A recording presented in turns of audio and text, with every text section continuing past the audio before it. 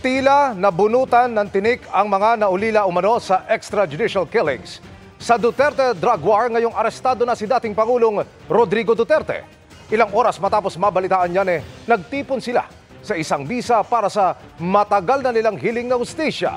Nakatutok si Tina Panganiban Perez.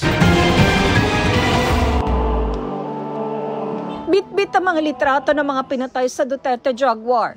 Nagtipon sa isang misa ang kanilang mga kaanak sa isang simbahan sa Payatas, Quezon City. Si Teresita Campo, inabutan pa ang buhay ang anak niyang si Jonald habang nakahandusay sa kalsada sa Payatas noong November 27, 2016. Ni hindi niya alam kung dahil ito sa sumbong sa droga, dahil pinatay at hindi nalitis. Sinundo na lang po ako sa bahay na yung anak ko nakatiyaya na sa kalsada. Dito po siya sa harap ko po naputulan ng hininga. Hindi naman lumaban yung anak ko naglalakad lang sa kalsada Puro likod ang tama.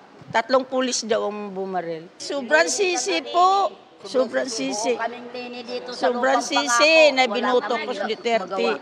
Bigla namang pinasok ng mga pulis ang bahay ni Maria Belen Daa noong August 21, 2016 at pinatay umano ang anak niyang si Marcelo Daa Jr. at 4 na katrabaho. Yung pumasok ng mga pulis may dalang bayong at ang laman manok, yung pala ang laman sa ilalim ay baril. Nakikiusap yung isa na ikulong lang sila, nakaluhod. Ikinatuwa nila ang pagkakaaresto kay Duterte na nawaraw ay mapanagot sa mga pagpatay. May kulong po siya.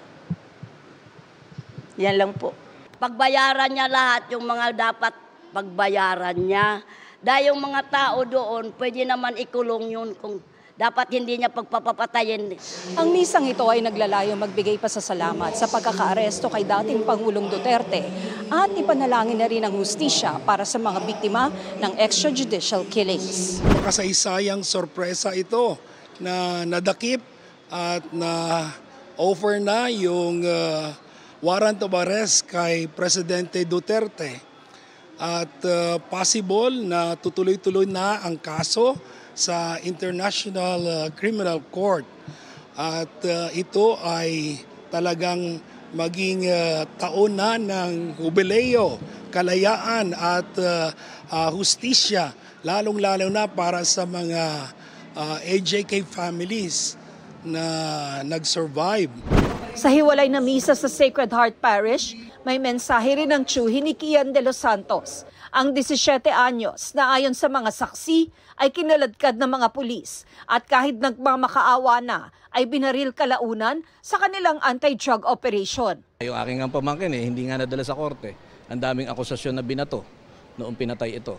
Mapalad ang ating Pangulo dahil mabibigyan siya ng pagkakataon na ipagtanggol ang kanyang sarili. Ayon sa isa sa mga abogadong tumutulong sa reklamo, nangangala pa rin ng impormasyon ang ICC. Investigation pa rin. Okay. Itong stage na to, hindi pa siya kaso. Iniimbestigahan kasi ngayon, sino ang may kasalanan. Ang hinihingi ng ICC ay impormasyon. Okay. Kung kaya niyang pumunta doon at ibigay yung impormasyon na tama at hindi magsisinungaling lang o magde-deny lang, ay uusad tayo. Para sa GMA Integrated News, Tina Panganiban Perez, nakatutok 24 oras.